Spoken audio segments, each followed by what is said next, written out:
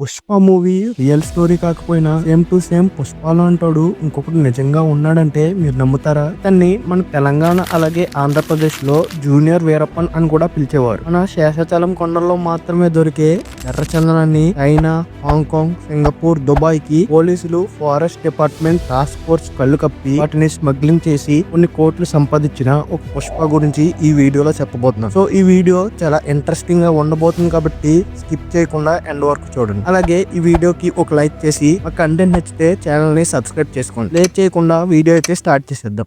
Seshachalam, Veligonda, Lakkamala and Palakonda hills లో చాలా rare గా దొరికే రెడ్ శాండల్వుడ్ అంటే ఎర్రచందనాన్ని స్మగ్లింగ్ చేసి హైలీ డిమాండ్ ఉన్న countries like China, Singapore, Hong Kong, Japan కి పోలీసులు, టాస్క్ ఫోర్స్, ఫారెస్ట్ డిపార్ట్మెంట్స్ కంటపడకుండా ఎక్స్పోర్ట్ చేయడమే కాకుండా మన రెండు తెలుగు రాష్ట్రాలతో పాటు కర్ణాటక, తమిళనాడులో కూడా జూనియర్ వీరప్పన్ అని పిలిచే వ్యక్తి సాహుల్ హమీద్.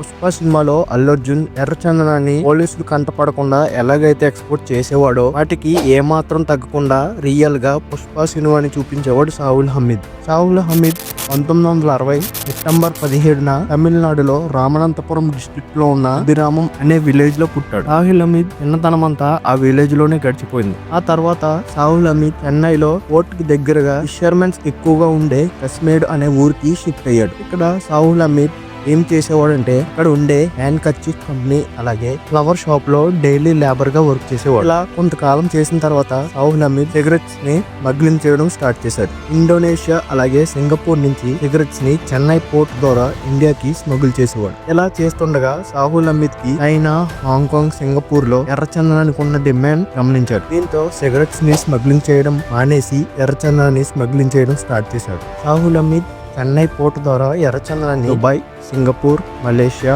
హాంకాంగ్ ఇలా ఫైనల్ గా చైనాలో ఉండే బయ్యర్స్ కి పంపేవాడు. ఇలా కొంతకాలం ఎదురులేని మహారాజుగా స్మగ్లింగ్ చేసేవాడు. ఇలా జరుగుతుండగా 2001 లో సాహుల్ హమీద్ పేరు బయటకు ఈ ఎర్రచందనాన్ని స్మగ్లింగ్ చేసే నెట్వర్క్ అంతా బెంగళూరు అలాగే చెన్నైలో జరిగేది. వీటిని బేస్ చేసుకుని స్మగ్లర్స్ అందరూ ఎక్కువగా ఇక్కడే ఉండేవారు. 2001 లో చెన్నైలో ఒక బిగ్ స్మగ్లర్ అయిన బాలరాజు పోలీసులకు దొరికాడు. దీంతో బాలరాజుని ఇంట్రోగేషన్ చేయగా ఇప్పటిదాకా ఎవరికీ తెలియని పేరు బయటకు అదే సాహుల్ హమీద్. ఇప్పటిదాకా పోలీసులకు కూడా తెలియని సాహుల్ హమీద్ ఇప్పటి నుంచి పోలీసులకి ఏ స్మగ్లర్ దొరికినా వాళ్ళని ఇంట్రోగేషన్ చేయగా వాళ్ళ నోటి నుంచి వచ్చే పేరు సాహుల్ హమీద్. దీంతో అప్పటిదాకా ఎవరికి తెలియని సాహుల్ హమీద్ పోలీసులకి మోస్ట్ వాంటెడ్ గా మారిపోయాడు. మధ్యలో డిస్టర్బ్ చేసినందుకు సారీ. ఈ వీడియో ఎక్కడి వరకు చూసారంటే మీకు నచ్చే ఉంటుంది. సో ఒక లైక్ చేసి మా కంటెంట్ నచ్చితే సబ్స్క్రైబ్ చేసుకోండి. వీడియోలోకి వెళ్ళిపోదాం. అప్పటి నుంచి సాహుల్ హమీద్ కోసం పోలీసులు తిరగని ప్లేసు లేదు, ఇంట్రోగేషన్ చేయని పర్సన్ లేడు. చివరికి పోలీసులకి మే 2004 వాళ్ళ ఏజెంట్స్ ద్వారా సాహుల్ హమీద్ చెన్నైలో ఉన్న విజయ పార్క్ అనే హోటల్లో ఉన్నాడని తెలిసింది. దీంతో పోలీసులు డైరెక్ట్ గా సాహుల్ హమీద్ ని విజయ పార్క్ హోటల్లో పట్టుకుని జైల్లో వేశారు. దీంతో సాహుల్ హమీద్ పేరు స్మగ్లింగ్ ర్యాకెట్ లో గట్టిగా వినిపించింది. పోలీస్ ఇంట్రాగేషన్ లో ఎంత నిజం చెప్పించాలని చూసినా ఏమాత్రం ఉపయోగం లేకుండా పోయింది. సాహుల్ హమీద్ తన లాయర్స్ ద్వారా బెయిల్ తెచ్చుకుని బయటకు రిలీజ్ అయిపోయాడు. దీంతో ఆగకుండా సాహుల్ హమీద్ మళ్ళీ స్మగ్లింగ్ స్టార్ట్ చేశాడు. స్మగ్లింగ్ స్టార్ట్ చేయడమే కాకుండా తనకు ఎదురొచ్చిన పోలీస్ ఆఫీసర్స్ ను కూడా చంపేసేవాడు. ఈ నెట్వర్క్ మొత్తం సాహుల్ హమీద్ హై లెవెల్లో ఆపరేట్ చేసేవాడు. దీంతో న్యూస్ ఛానల్స్ అలాగే టీవీ ఛానల్ సాహుల్ హమీద్ ని జూనియర్ వీరప్పన్ గా పిలవడం మొదలు పెట్టాయి. ఇక్కడే సాహుల్ హమీద్ పేరుతో పాటు కొల్లం గంగిరెడ్డి పేరు కూడా బయటకు వచ్చింది. కొల్లం గంగిరెడ్డి ఎవరంటే ఇతను కూడా ఒక స్మగ్లర్. సాహుల్ హమీద్ కి ఎర్రచందనాన్ని ఎటువంటి ఇబ్బంది లేకుండా తనకున్న పొలిటికల్ అలాగే క్రిమినల్ బ్యాక్గ్రౌండ్ తో ఎటువంటి టెన్షన్ లేకుండా సేఫ్ గా సాహుల్ హమీద్ కి సరుకును పంపేవాడు. ఇప్పటికే గంగిరెడ్డి మీద ఎర్రచందనాన్ని స్మగ్లింగ్ చేస్తున్నాడని 27 కేసులు అలాగే ఇప్పటి చీఫ్ మినిస్టర్ అయిన చంద్రబాబు నాయుడు మీద 2003లో జరిగిన అలిపిరి అటాక్ లో కూడా సస్పెక్ట్ గా ఉన్నాడు. కాబట్టి గంగిరెడ్డి ఇప్పటికీ ఫేక్ డాక్యుమెంట్స్ తో ఇండియా నుంచి దుబాయ్ పారిపోయాడు. ఇప్పటి నుంచి గంగిరెడ్డి పోలీసులకు దొరకకుండా వేరు దేశాలు తిరిగేవాడు. చివరికి మారిషస్ నుంచి శ్రీలంక వెళ్లడానికి ఫ్లైట్ ఎక్కడానికి ఎయిర్పోర్ట్ కి వచ్చాడని తెలిసి ఇంటర్పోల్ పోలీసులు గంగిరెడ్డిని అరెస్ట్ చేశాడు.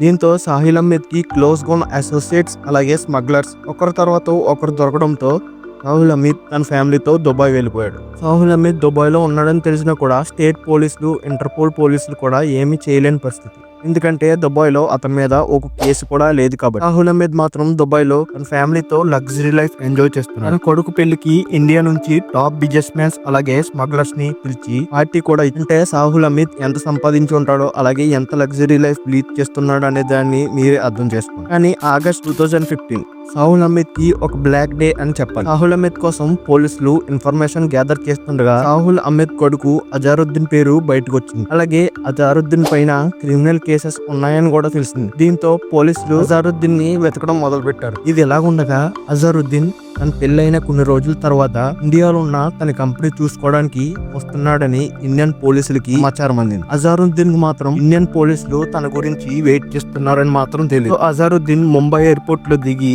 ఇమిగ్రేషన్ కంప్లీట్ చేసుకుని బయటకు రాగానే పోలీసులు అజారుద్దీన్ ని అరెస్ట్ చేశారు.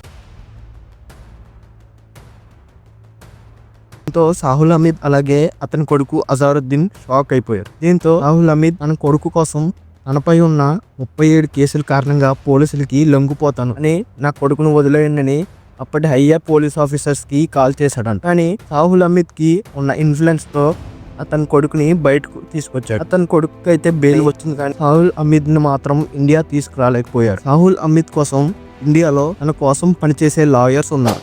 అలాగే తనకు సపోర్ట్ చేసే పొలిటికల్ లీడర్స్ ఉన్నారు. అలాగే ఫారెస్ట్ ఆఫీసర్స్ కూడా ఉన్నారు. సో సాహుల్ అహ్మద్ మాత్రం దుబాయ్ లో చిల్ అవుతున్నాడు. దుబాయ్ నుంచి ఎంతో మంది క్రిమినల్స్ ని ఇండియాకి తీసుకొచ్చారు కానీ సాహుల్ అహ్మద్ ని మాత్రం ఏమీ చేయలేకపోయారు. ఎందుకంటే మన పొలిటికల్ లీడర్స్ అలాగే మన జనాల ప్రకారం ఏదన్నా మర్డర్ చేస్తేనే లేదా రేప్ చేస్తేనే క్రిమినల్ గా చూస్తారు. ఇలా స్మగ్లింగ్ చేస్తూ చాలా రేర్ గా దొరికే ఒక మొక్కని ఇల్లీగల్ గా ఇతర దేశాలకు ఎక్స్పోర్ట్ చేస్తే మాత్రం ఏమీ చేయరు. సాహుల్ అహ్మద్ ఇప్పటికీ ఎంత క్రైమ్ చేసినా కూడా దుబాయ్ లో ఇలా లగ్జరీ లైఫ్ లీడ్ చేస్తున్నాడంటే మన పొలిటికల్ లీడర్స్ అలాగే వాళ్ళని ప్రశ్నించలేని మనది తప్పు. ఇది ఇలా జరుగుతూ పోతే మన పిల్లలకి ఒకప్పుడు అడవులు ఉండేవంట. ఆ అడవుల్లో ఎర్రచందనం అనే మొక్క ఉండేదంట అని చెప్పుకునే స్థాయికి వస్తాం. So please save forest. So ఇది గైస్ ఈ రోజు వీడియో. మళ్ళీ ఇంకొక ఇంట్రెస్టింగ్ వీడియోతో మళ్ళీ కలుద్దాం. అలాగే నేను ఏ వీడియో చేయాలో కామెంట్ ద్వారా చెప్పండి. అలాగే ఈ వీడియోకి ఒక లైక్ చేసి కంటెంట్ నచ్చితే సబ్స్క్రైబ్ చేసుకోండి.